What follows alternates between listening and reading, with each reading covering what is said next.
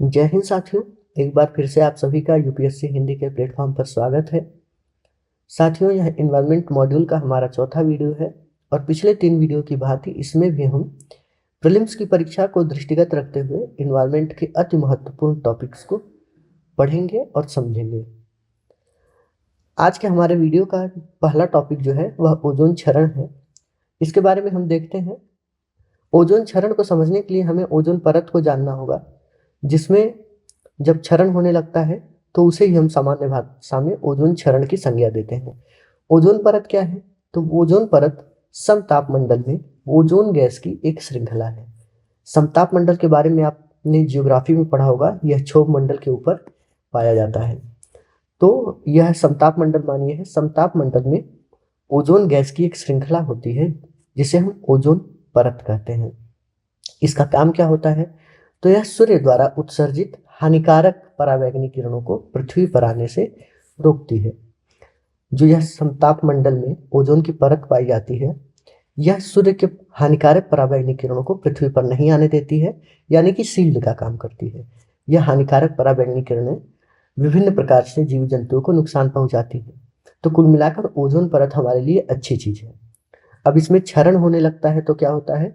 यह कमजोर होती है और परावैंगनिक किरणें, हानिकारक परावैंगनिक किरणें इसे भेद कर पृथ्वी पर पहुंचने लगती हैं और हमारे त्वचा को, अन्य चीजों को कई प्रकार से नुकसान पहुंचाने लगती हैं। तो इन्वायरमेंट में यह एक महत्वपूर्ण मुद्दा हो जाता है ओजोन क्षरण का। अब ओजोन क्षरण प्राकृतिक रूप से भी होता है और मानव जनित कारणों से भी होता है। तो हमें इंपॉर्टेंट है मानव जनित कारणों को पढ़ना और उन पर काम करना। तो आगे देखते हैं हम मानव जनित प्रक्रिया द्वारा ओजोन क्षरण। तो मानव जनित प्रक्रिया, अब मानव डायरेक्ट लाठी लेके छेद करेगा नहीं ओजोन परत में जाके। तो क्या होता है, हम कुछ ऐसी चीजें यूज करते हैं जिसमें से कुछ ऐसी विषैली गैसें निकलती हैं जो कि ओजोन परत को नुकसान पहुंचाती हैं। कुछ गैसों के नाम यहाँ पर दिए गए हैं जो कि अति महत्वपूर्ण है। यह ऑप्शंस में पूछे जा सकते हैं। इनके नाम का उल्लेख कहीं कहीं पेपर में आया हुआ है। इनके नाम आप लोग देख लीजिए। एक CFC है जिसे हम क्लोरोफ्लोरोकार्बन कहते हैं। यह सबसे ज्यादा रेफ्रिजरेटर वगैरह में यूज होता है।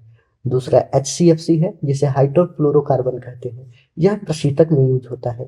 तीसरा हेलोन है जो कि अग्निशमन यंत्र में यूज होता है। और चौथा भी आपका कार्बन टेट्राक्लोराइड है जो कि अग्निशमन यंत्र में यूज होता है। उसके बाद हाइड्रो ब्रोमोफ्लोरोकार्बन है HBFC, और नाइट्रोजन ऑक्साइड यानी कि NOx है। ये भी आपका ओजोन विघटनकारी पदार्थ है। ये सब, इन सब गैसों के बारे में आप एक बार देख लीजिएगा और इनको दिमाग में रखिएगा क्योंकि ऑप्शन में कहीं ना कहीं यहाँ आपको दिखाई देंगे। ठीक है, इन गैसों का हम उत्सर्जन करते हैं। ये गैस समताप मंडल में ओजोन परत को छेद करते हैं, जिससे क्या होता है, वह कमजोर होता है और हानिकारक परावैंगनिक किरणें पृथ्वी पर आने लगती हैं जो कि हमें नुकसान पहुंचाती है। आगे बढ़ते हैं, एक नोट देखते हैं। नोट लगा हुआ है, क्षोभ मंडल में ओजोन अगर पाया जाता है तो यह वायु प्रदूषण का काम करता है। ठीक है, मतलब क्षोभ मंडल में ओजोन में वृद्धि वायु प्रदूषण को दर्शाती है। क्षोभ मंडल यानी कि हमारे पृथ्वी का सबसे समीप मंडल जो होता है वह क्षोभ मंडल होता है। उसके बाद ना समताप मंडल आता है। तो अगर क्षोभ मंडल में हम ओजोन की उपस्थिति देखते हैं तो यह वायु प्रदूषण का संकेत है। ठीक है, यह आप लोग ध्यान दीजिएगा कि ओजोन परत लाभकारी है लेकिन क्षोभ मंडल में ओजोन गैस लाभकारी नहीं है। ठीक है, एक और नोट में ही चीज है कि वायुमंडलीय ओजोन का मापन कैसे करते हैं, तो हम डॉप्सन स्पेक्ट्रोमीटर से इसका मापन करते हैं। ठीक है, ओजोन के बारे में सामान्य जानकारी हमने देखी। अब ओजोन क्षरण होता है तो जाहिर सी बात है इसके नियंत्रण के लिए कुछ न कुछ प्रयास वैश्विक संस्थाओं, गवर्नमेंट द्वारा किए जा रहे होंगे। आइए उनके बारे में देखते हैं। तो ओजोन क्षरण नियंत्रण हेतु अंतरराष्ट्रीय प्रयासों के बारे में हम देखेंगे। तो सबसे पहले वियना कन्वेंशन हम देखेंगे जो इससे संबंधित है। यह 1985 में इसकी चर्चा हुई, यह प्रभाव में आया और 1988 से यह लागू हो गया। ठीक है, यह कन्वेंशन, वियना कन्वेंशन 1985 में हुआ था, 1988 से लागू हो गया।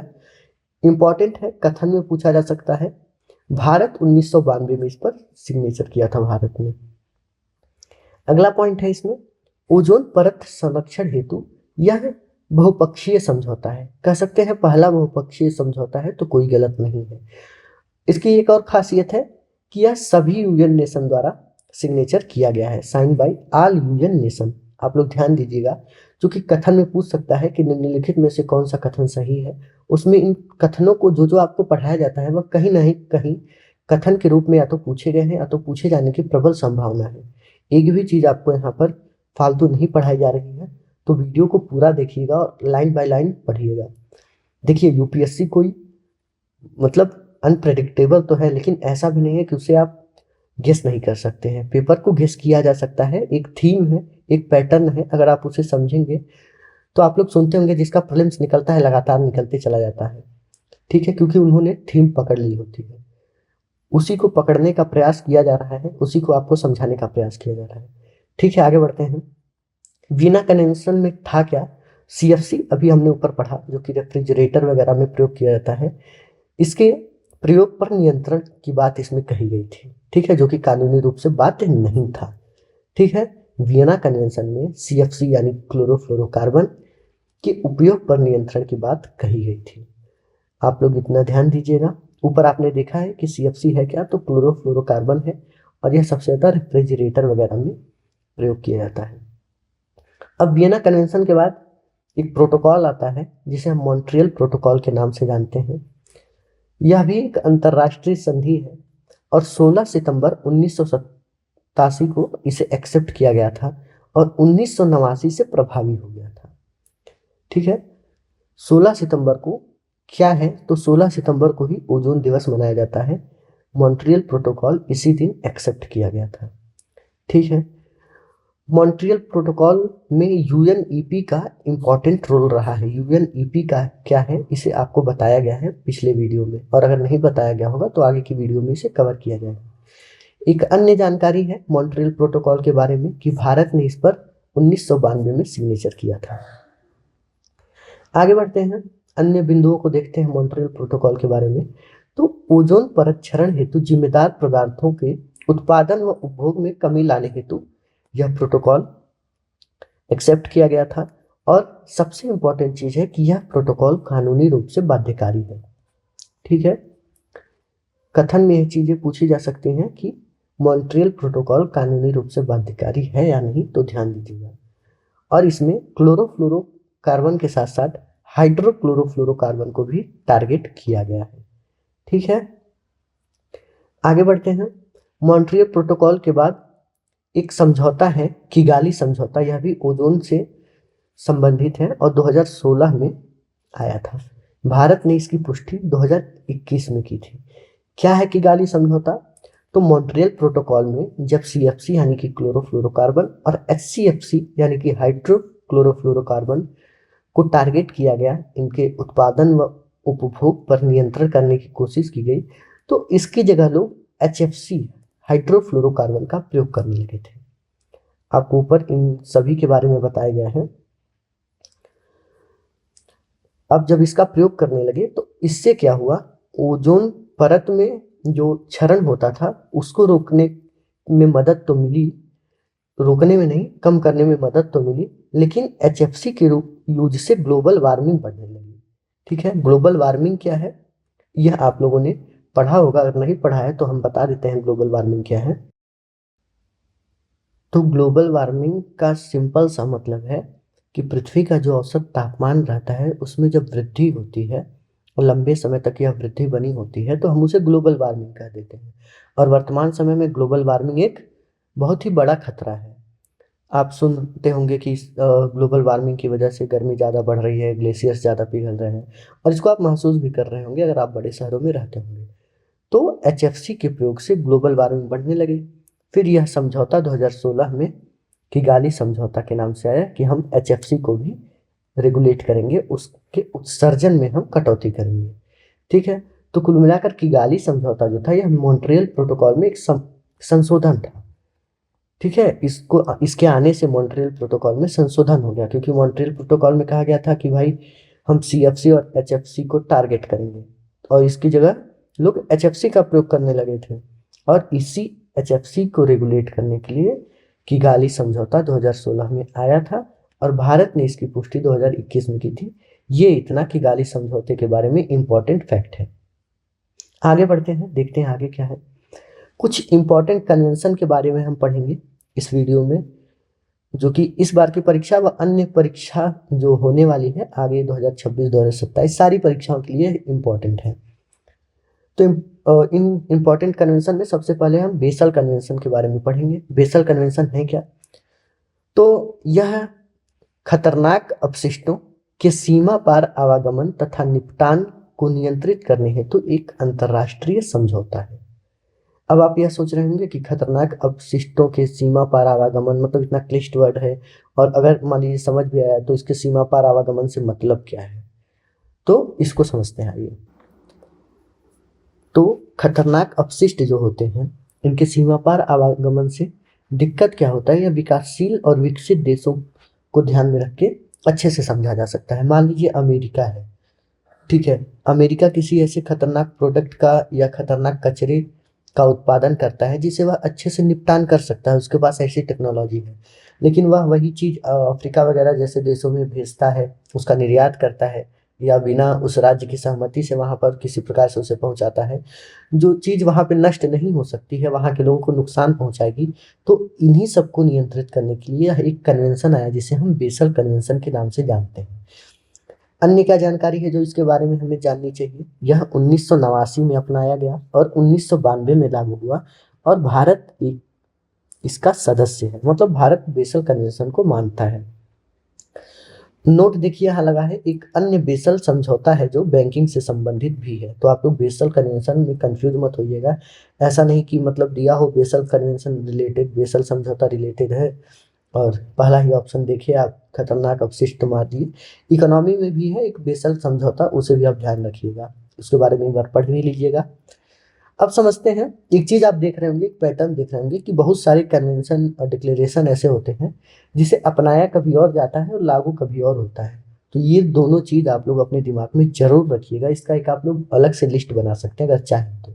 ये चीजें आज नहीं तो कल पूछी जाएंगी, क्योंकि यह फंसाने वाली चीजें हैं और ये कंफ्यूज करने वाली चीजें हैं, और यूपीएससी ऐसी चीजों को ध्यान में रखता है। ठीक है, आगे बढ़ते हैं।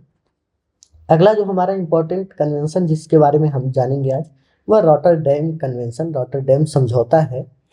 यह 1998 में एक्सेप्ट हुआ था और 2004 में यह लागू हो गया था। है क्या? यह भी कुछ खतरनाक रसायनों, कीटनाशकों के अंतरराष्ट्रीय व्यापार को नियंत्रित करने वाला एक समझौता है। अभी आपने बेसल कन्वेंशन के बारे में ऊपर पढ़ा, वह खतरनाक अपशिष्टों से संबंधित था, और यह खतरनाक रसायनों व कीटनाशकों से रिलेटेड है, चीजें वही हैं। ठीक है, भारत इसका जो है समर्थन करता है। और एक चीज है कि यह पूर्व सूची सहमति प्रक्रिया स्थापित करता है। क्या रॉटरडैम कन्वेंशन? अब पूर्व सूची सहमति प्रक्रिया है क्या? तो पूर्व सूची सहमति प्रक्रिया को आगे देखते हैं। आयात करने वाले देशों को यह निर्णय लेने का अधिकार है, या यह निर्णय लेना होता है कि वे कन्वेंशन में सूचीबद्ध रसायन का आयात करना चाहते हैं या नहीं। ठीक है, तो इसे हम पूर्व सूची सहमति बोलते हैं। अगर प्रश्न आ गया पूर्व सूची सहमति प्रक्रिया स्थापित करने वाला समझौता कौन सा है, रॉटरडैम, बेसल, तो उसका सही उत्तर होगा रॉटरडैम समझौता। इसे आप लोग ध्यान रखिएगा। ठीक है, 2004 में लागू हुआ था, 1998 में यह एक्सेप्ट किया गया था, और यह खतरनाक रसायनों और कीटनाशक के अंतर्राष्ट्रीय व्यापार को रेगुलेट करता है। ठीक है, आगे बढ़ते हैं, अगले कन्वेंशन के बारे में देखते हैं। इंपॉर्टेंट कन्वेंशन है स्टॉकहोम समझौता। इसके बारे में बहुत आप लोगों ने सुना होगा, अक्सर यह न्यूज में भी रहता है। यह 2001 में साइन हुआ था और 2004 से यह लागू हो गया था। भारत भी 2006 से इसका पक्षकार है। ठीक है, इसका समर्थन करता है क्या स्टॉकहोम कन्वेंशन? इसके तहत स्थायी कार्बनिक प्रदूषक के उत्पादन, उपयोग, उत्सर्जन को कम करने का लक्ष्य रखा गया है। ठीक है, अब स्थायी कार्बनिक प्रदूषक क्या होते हैं पहले देखिए। स्टॉकहोम समझौता जो है वह स्थायी कार्बनिक प्रदूषक यानी पीओपी से रिलेटेड है, उसके उपयोग, उत्सर्जन को कम करने का लक्ष्य रखा गया है स्टॉकहोम समझौता में। यह पीओपी है क्या? तो जिसे हम पॉप बोलते हैं शॉर्टकट में, तो यह कार्बन से बने ऐसे पदार्थ होते हैं जो पर्यावरण व स्वास्थ्य को नुकसान पहुंचाते हैं और यह पर्यावरण में लंबे समय तक बने भी रहते हैं। एग्जाम्पल के रूप में डीडीटी होता है, फ्यूरान आदि। ठीक है। स्थायी कार्बनिक प्रदूषक, शब्द से ही पता चला, स्थायी होते हैं यानी कि लंबे समय तक बने रहते हैं, और कार्बन से बने होते हैं क्योंकि कार्बनिक प्रदूषक इसका नाम ही है। तो स्थायी कार्बनिक प्रदूषकों से रिलेटेड जो समझौता है उसे हम स्टॉकहोम समझौता कहते हैं। 2001 में साइन हुआ, 2004 में लागू हुआ, और भारत 2006 से इसको सपोर्ट करता है यानी कि समझौते का पालन करता है। इसी के अंदर डर्टी डजन है। डर्टी डजन क्या होता है? यह तो डर्टी डजन एक 12 खतरनाक पदार्थों की लिस्ट है। 12 खतरनाक पदार्थों की लिस्ट है। वह स्टॉकहोम समझौते के अंतर्गत ही आती है। और इन डर्टी डजन में जो 12 पदार्थ हैं वह किसी न किसी प्रकार से मानव स्वास्थ्य व पर्यावरण के लिए नुकसानदेह है। तो कुल मिलाकर स्टॉकहोम समझौता पीओपी से रिलेटेड है। आगे बढ़ते हैं, अगले समझौते की ओर बढ़ते हैं। अगला समझौता, अगला कन्वेंशन जो इम्पोर्टेंट है हमारा आरहुस कन्वेंशन है। यह है क्या आरहुस कन्वेंशन? तो यह पर्यावरण से जुड़े मामलों में नागरिकों की सूचना पाने, भागीदारी और न्याय पाने की गारंटी देता है। ठीक है। तो आरहुस कन्वेंशन जो है यह 1998 में साइन हुआ था और 2001 में यह लागू हो गया था। और भारत जो है इसका पक्षकार नहीं है, मतलब भारत इस कन्वेंशन का पालन नहीं करता है। इस कन्वेंशन में क्या कहा गया था कि पर्यावरण से रिलेटेड जो निर्णय होंगे उसमें नागरिकों की भागीदारी होगी, पारदर्शिता होगी, और नागरिकों का मतलब जो एक प्रकार से आप क्या कह सकते हैं कि नागरिकों की सहभागिता होगी। ठीक है, पर्यावरण से जुड़े मुद्दों पर। तो भारत इसका सदस्य नहीं है, ये आप याद रखिएगा, क्योंकि कुछ ही पर्यावरणीय मुद्दे ऐसे हैं जिन पर भारत सहमत नहीं है, जिन पर भारत ने सिग्नेचर नहीं किया है। तो यह इंपॉर्टेंट हो जाता है आरहुस कन्वेंशन इस दृष्टि से। ठीक है, आगे बढ़ते हैं, आगे देखते हैं क्या है आगे। आगे इंपॉर्टेंट एक कन्वेंशन है लंदन कन्वेंशन।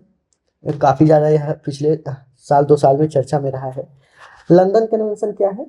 कचरे व अन्य पदार्थों की डंपिंग द्वारा समुद्री प्रदूषण की रोकथाम हेतु लंदन कन्वेंशन को 1972 में लाया गया था। 1915 से यह लागू है और यह आईएमओ के अंतर्गत आता है। आईएमओ क्या है? तो आईएमओ का फुल फॉर्म होता है इंटरनेशनल मैरीटाइम ऑर्गेनाइजेशन, अंतर्राष्ट्रीय समुद्री संगठन इसे बोल सकते हैं, अंतर्राष्ट्रीय समुद्री संगठन। यह यूएन की एक एजेंसी है जो समुद्री सुरक्षा, समुद्री पर्यावरण आदि की सुगमता को ध्यान में रखती है और इसका मुख्यालय जो है यह लंदन में है। ठीक है, आईएमओ का जो हेडक्वार्टर है यह लंदन में स्थित है। ठीक है, तो इसी के अंतर्गत लंदन कन्वेंशन आया था जो कि समुद्र में जो कचरे तथा अन्य प्लास्टिक वगैरह की डंपिंग कर दी जाती है उसके रोकथाम हेतु, क्योंकि समुद्री प्रदूषण वर्तमान समय में बहुत बड़ा मुद्दा बना हुआ है। भारत में भी यह काफ़ी चर्चा में है, इसके लिए समिति वगैरह भी गठित की जा रही है। तो उसके लिए कुल मिला जुलाकर समुद्री कचरे से रिलेटेड है लंदन कन्वेंशन, इतना आप लोग ध्यान में रखिएगा। और इसे क्या बोलते हैं? International convention for the prevention of marine pollution इसका एक नाम है। ऐसे भी आपको पूछा जा सकता है कि लंदन कन्वेंशन निम्नलिखित में से किस कन्वेंशन का एक दूसरा नाम है, तो उसका उत्तर होगा international convention for the prevention of marine pollution. ठीक है, आगे बढ़ते हैं, देखते हैं आगे क्या टॉपिक है। आगे एक इम्पॉर्टेंट संस्था है जिसे हम IUCN बोलते हैं। इसका फुल फॉर्म है international union for conservation of nature, जिसे हिंदी में हम अंतर्राष्ट्रीय प्रकृति संरक्षण संघ बोलते हैं। यह 1948 में स्थापित हुआ और इसका हेडक्वार्टर जो है ग्लैंड, स्विट्जरलैंड में है। IUCN का आप लोगों ने बहुत नाम सुना होगा। आगे सारी चीज़ें क्लियर करते हैं। IUCN है क्या? यह सरकार और नागरिक समाज संगठन इसमें शामिल है। इन दोनों को मिला के एक संघ है जिसे हम IUCN कहते हैं। मतलब इसमें सरकारें भी हैं, नागरिक समाज भी हैं। जाहिर सी बात है, अगर नागरिक समाज संगठन है तो बहुत सारे मेंबर होंगे। तो 1300 प्लस मेंबर्स हैं जिसमें स्टेट, NGO, एक्सपर्ट्स आदि आते हैं। और यह वर्ल्ड्स लार्जेस्ट इन्वायरमेंट नेटवर्क है, यानी कि विश्व का सबसे बड़ा पर्यावरणीय नेटवर्क IUCN माना जाता है। क्या करता है? यह प्रकृति संरक्षण तथा प्राकृतिक संसाधन के सतत उपयोग हेतु कार्य करता है। ठीक है, मतलब इन्वायरमेंट से ही रिलेटेड है। इसका कार्य क्षेत्र क्या क्या है? तो IUCN का कार्य क्षेत्र है बायोडायवर्सिटी कंजर्वेशन, जैव विविधता, climate change, sustain energy, green economy और ह्यूमन वेलबींग। ठीक है, कुल मिलाकर पर्यावरण से ही रिलेटेड है। और भारत जो है 1969 से IUCN का मेंबर है। ये आप फैक्ट याद रखिएगा, IUCN का मेंबर भारत भी है। कंफ्यूजन कैसे होता है? तो आपको कथन में दे सकता है IUCN में केवल सरकारें हैं शामिल होती हैं, मतलब IUCN जो संघ है केवल अंतर्राष्ट्रीय सरकारों का एक संघ है। तो यह गलत होगा, नहीं, यह केवल अंतर्राष्ट्रीय सरकारों का नहीं बल्कि NGOs, एक्सपर्ट्स, नागरिक समाज संगठन आदि इसमें शामिल होते हैं। इस तरह से यह आपको कंफ्यूज कर सकता है, ध्यान दीजिएगा ऐसे प्रश्नों पर। अब हम पढ़ क्यों रहे हैं? क्योंकि हर साल आप लोगों ने जानवरों के नाम पढ़ा होगा, उसमें आप लोगों ने देखा होगा कि IUCN की रेड लिस्ट में यह इस कैटेगरी में आता है। IUCN की मतलब जो इंडेंजर्ड, क्रिटिकल इंडेंजर्ड वाली लिस्ट होती है, उसके बारे में हर साल आप लोगों ने किसी न किसी जानवर के बारे में पढ़ा होगा, तो इसलिए IUCN इम्पोर्टेंट हो जाता है। IUCN रेड लिस्ट के बारे में पढ़ते हैं। तो IUCN का रेड लिस्ट जो है 1964 से जारी है और यह पौधों व जानवरों तथा अन्य वन्य जीवों की वैश्विक संरक्षण स्थिति की सबसे व्यापक सूची है। मतलब कुल मिलाकर IUCN का जो रेड लिस्ट है यह बताता है कि किस जानवर के संरक्षण की स्थिति कैसी है और इसका एक सबसे व्यापक सूची यह रखता है। ठीक है, वह सूची IUCN रेड लिस्ट के नाम से जानी जाती है, जो कि IUCN है। ठीक है, यह किसी प्रजाति के विलुप्त होने के जोखिम का आकलन करने के लिए 5 मानदंडों का प्रयोग करता है। ठीक है, वे मानदंड कौन कौन से हैं जानना जरूरी नहीं है, लेकिन इतना ध्यान रखिएगा कि IUCN रेड लिस्ट जो है यह किसी प्रजाति के विलुप्त होने के जोखिम का आकलन करने के लिए 5 मानदंडों का प्रयोग करता है। ठीक है, प्रत्येक 4 साल में IUCN का वर्ल्ड कंजर्वेशन कांग्रेस आयोजित किया जाता है। इसमें क्या होता है? तो इसमें मेजर डिसीजन लिए जाते हैं IUCN से रिलेटेड। ठीक है, और लास्ट जो यह हुआ था IUCN का वर्ल्ड कंजर्वेशन कांग्रेस, यह 2021 में हुआ था। कहाँ? मर्सिले, जो कि फ्रांस में स्थित है। इसके आउटकम्स काफी पुराने हो चुके हैं तो इतने इंपॉर्टेंट नहीं है। अभी होने वाला है 2025 में अबू धाबी में, यह इंपॉर्टेंट है।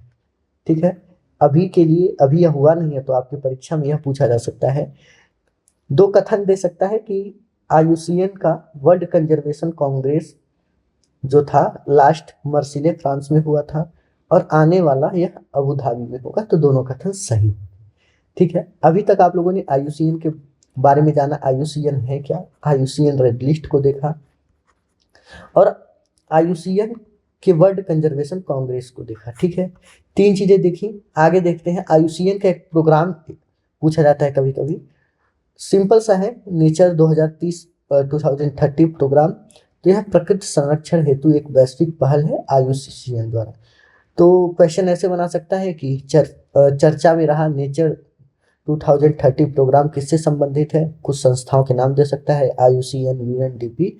तो आप लोग ध्यान रखिएगा, यह IUCN का एक पहल है। ठीक है, आगे देखते हैं इंपॉर्टेंट एक्टिविटीज ऑफ IUCN। देखते हैं कुछ अदर जो IUCN की इंपॉर्टेंट एक्टिविटीज हैं। तो यह एक रिपोर्ट जारी करता है, प्रोटेक्टेड प्लेनेट रिपोर्ट। ठीक है, लेकिन यह IUCN अकेले नहीं बल्कि UNEP के साथ में जारी करता है और लास्ट रिपोर्ट जो इसकी थी वह 2024 में जारी की गई थी। एक चीज यहाँ पर देखिएगा, यह प्रोटेक्टेड प्लेनेट रिपोर्ट है। यहाँ पर नोट में हमने आपको बताया है कि एक लिविंग प्लेनेट रिपोर्ट होता है जो कि इससे अलग है। वह WWF नाम की एक संस्था है जो कि हमारे अगले वीडियो में आएगी। यह संस्था लिविंग प्लेनेट रिपोर्ट जारी करती है। तो लिविंग प्लेनेट रिपोर्ट और प्रोटेक्टेड प्लेनेट रिपोर्ट, इन दोनों में आप लोग कंफ्यूज ना होइएगा। आगे जो अदर एक्टिविटी है, world commission on protected areas, यह जो है IUCN की एक सब इंस्टीट्यूशन कह सकते हैं इसे। इसका हेडक्वार्टर जो है ग्लैंड में ही है, स्विट्जरलैंड में। ठीक है, नाम क्या है इसका? World commission on protected areas.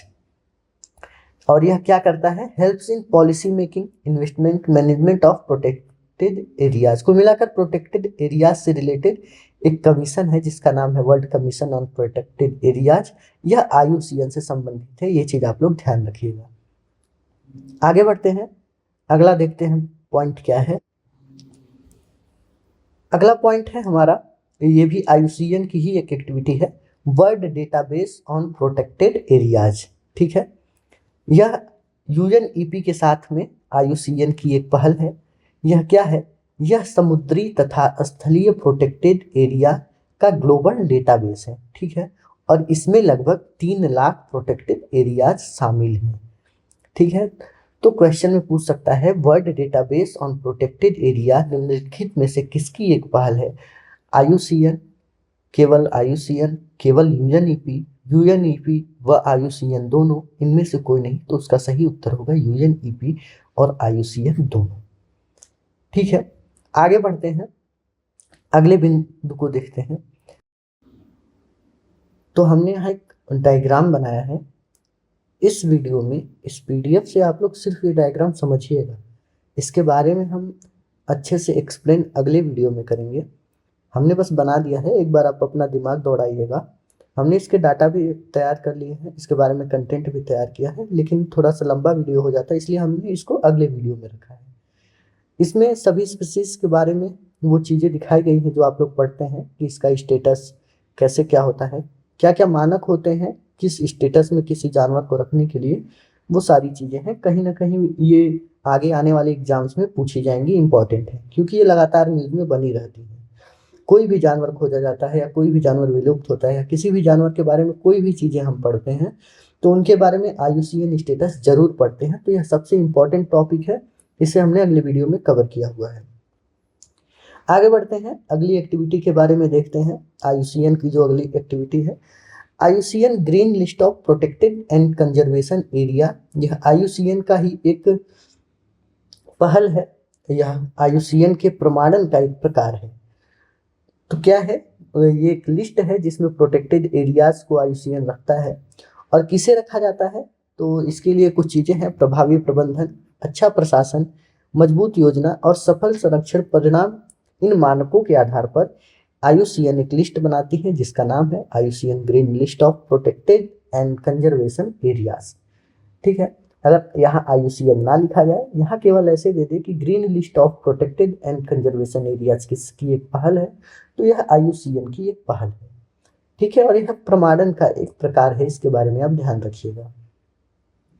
आगे है, अगला टॉपिक है, हाल ही में पहला जो है ग्लोबल ट्री असेसमेंट किया गया। ठीक है, और इसके बारे में जानकारी साझा की गई। यह स्टार्ट 2015 से ही हो गया था, तो अभी यह कंप्लीट हुआ होगा। इसको जारी किया गया है। यह किसके द्वारा किया गया था ग्लोबल ट्री असेसमेंट? तो यह IUCN के द्वारा किया गया है। तो पहला ग्लोबल ट्री असेसमेंट IUCN के द्वारा किया गया है। और CBD का जो हाल ही में कैली में COP हुआ था, कॉन्फ्रेंस ऑफ पार्टीज, जिसे आपने दूसरे या तीसरे वीडियो में पढ़ा है, उसमें इस पर चर्चा हुई थी ग्लोबल ट्री असेसमेंट के बारे में। ठीक है, इस असेसमेंट में क्या चीज़ें निकल कर सामने आई हैं, यह आप जानिए। आज के वीडियो का यह सबसे महत्वपूर्ण पॉइंट है, ये चीज़ें जो हम अभी पढ़ रहे हैं, फर्स्ट ग्लोबल ट्री असेसमेंट। ठीक है, पता नहीं PT 365 ने इसे कवर किया है या नहीं, शायद नहीं किया है। अगर किया है तो आप लोग इसके बारे में बहुत ध्यान से पढ़िएगा। मैंने जहाँ तक देखा है नहीं किया है। तो क्या है यह, इसमें क्या आउटकम्स रहे हैं? तो इसमें जो सबसे इम्पोर्टेंट चीज़ रही है वह यह है, मैग्नोलिया, ओक, मेपल तथा अबोनी जैसी प्रजातियां खतरे में हैं, वह इस ट्री असेसमेंट में बताया गया है, ग्लोबल ट्री असेसमेंट में। इनके नाम को आप एक एक बार सर्च कर लीजिएगा, इनका IUCN स्टेटस वगैरह देख लीजिएगा। दूसरा टॉपिक जो है, इसमें दूसरा आउटकम है, सबसे ज़्यादा इम्पोर्टेंट है क्या, संकटग्रस्त वृक्ष प्रजातियों की संख्या संकटग्रस्त पक्षियों, स्तनियों, सरीसृपों में मैक्सिमम है। ये सबसे ज़्यादा इम्पोर्टेंट बिंदु है। अगर कोई एक लाइन चूज करने को बोली जाए आज के इस पूरे वीडियो में, तो यह सबसे इम्पोर्टेंट लाइन है क्या, कि फर्स्ट ग्लोबल ट्री असेसमेंट जो कि IUCN द्वारा हुआ है, उसमें यह निकल कर सामने आया है कि जो संकटग्रस्त वृक्ष की प्रजातियां हैं, वह संकटग्रस्त पक्षियों, स्तनियों, सरीसृपों, इन सब में सबसे ज़्यादा जो है संकटग्रस्त वृक्ष की प्रजातियां हैं। यह आप लोग ध्यान रखिएगा। एक और बिंदु सामने आया है, केरल के दक्षिण पश्चिम घाट की बुक्काननिया बारबेरी का विशेष उल्लेख किया गया है इसमें, क्योंकि यह खतरे में है और चूंकि यह इसका विशेष नाम लेकर उल्लेख किया गया है, इसलिए आपसे पूछ सकता है।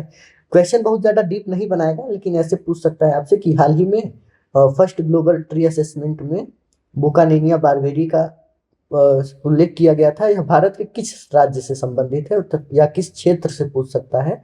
तो आप लोग केरल और दक्षिणी पश्चिमी घाट को ध्यान रखिएगा।